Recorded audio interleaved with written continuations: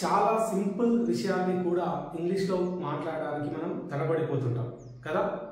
కానీ ఆ చిన్న చిన్న విషయాలే మనల్ని మొత్తం డౌన్ చేసి పడేస్తాయి, అప్సెట్ చేస్తాయి.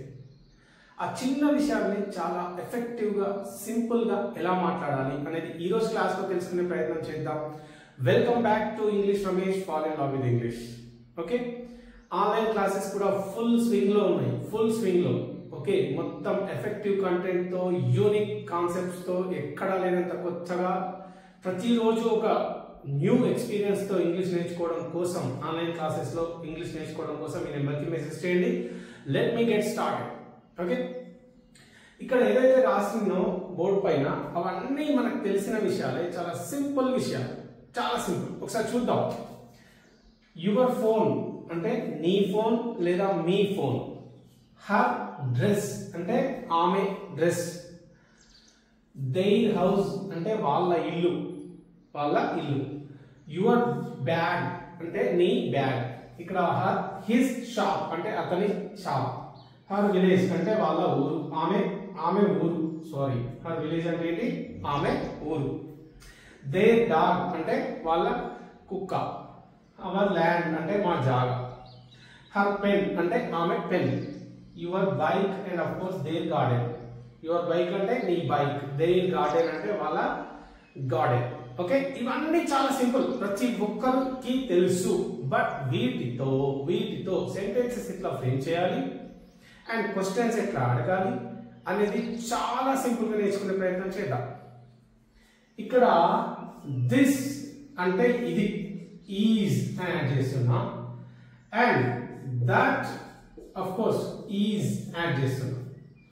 సింపుల్, ప్రతి ఒక్క సెంటెన్స్ తో మనం ట్రై చేద్దాం, లింక్ చేద్దాం. ఎట్లా అంటే దిస్ ఈజ్ యువర్ ఫోన్ అంటే ఇది నీ phone. This is her dress అంటే ఇది ఆమె dress. This is their house అంటే ఇది వాళ్ళ ఇల్లు అని చెప్తున్నాం. అండ్ ఇది కూడా అప్లై చేద్దాం. దట్ ఈజ్ యువర్ బ్యాగ్ అంటే అది నీ బ్యాగ్, అది నీ bag. That is his shop అంటే అది అతని shop. That is there dog అంటే అది వాళ్ళ కుక్క. ఇట్లా మనం సెంటెన్సెస్ ని ఫ్రేమ్ చేస్తున్నాం. దిస్ ఈజ్ అంటేనేమో ఇది, దట్ ఈజ్ అంటేనేమో అది. ఇవన్నీ మీరు ఎట్లా చెప్పొచ్చు అంటే that is my house behind the shop, that is my house. ఆ షాప్ వెనకాల ఉన్నది మా ఇల్లు, అది మా ఇల్లు. Okay, this is my dog అంటే ఇది మా dog. That is my shop అంటే అది మా shop. This is my new mobile అంటే ఇది నా కొత్త mobile. That is my new bike అంటే అది నా కొత్త బైక్. ఇట్లా చెప్తున్నాం సెంటెన్సెస్. ఓకేనా, చాలా సింపుల్ గా మనం చాలా సెంటెన్సెస్ ని ఫ్రేమ్ చేయొచ్చు. ఓకే, దిస్ ఈజ్ అంటే ఇది, దట్ ఈజ్ అంటే దిస్ ఈజ్ అంటే ఇది, దట్ ఈజ్ అంటే అది. ఓకే, ఇట్లా చెప్తాం. That is my chair, that is my painting. This is my new dress, how is it? ఇది నా కొత్త డ్రెస్, ఇది ఎట్లా ఉంది? ఇలాంటి సెంటెన్సెస్ మనం చెప్తుంటాం.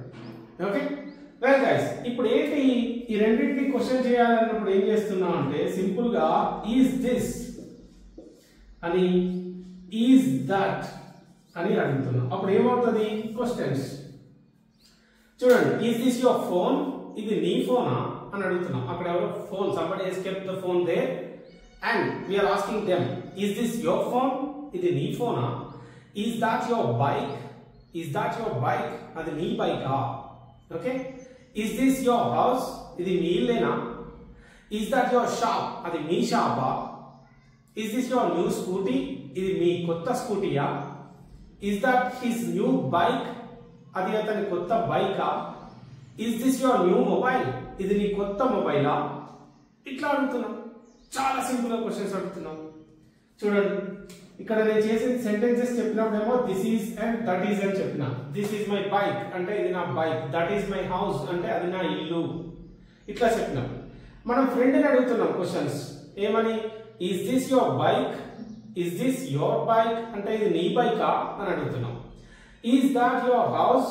అది మీ ఇల్లా అని అడుగుతున్నాం. Is that your shop? అది మీ షాపా అని అడుగుతున్నాం.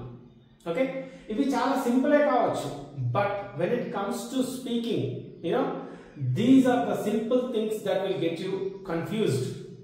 So we are supposed to be really careful with the tiny things. చాలా సింపుల్ విషయాలతోనే చాలా క్లియర్ గా కాన్ఫిడెంట్ గా ఉండాలి. అప్పుడు మాత్రమే మనం చాలా కాన్ఫిడెంట్ గా ఇంగ్లీష్ లో మాట్లాడగలుగుతాం. Okay guys, I hope you have like this class. ఇంతే సింపుల్ గా ఆన్లైన్ లో ఇంగ్లీష్ నేర్చుకోవాలనుకుంటే ఈ నెంబర్ కి మెసేజ్ చేయండి. Don't forget to hit the subscribe and click the bell icon.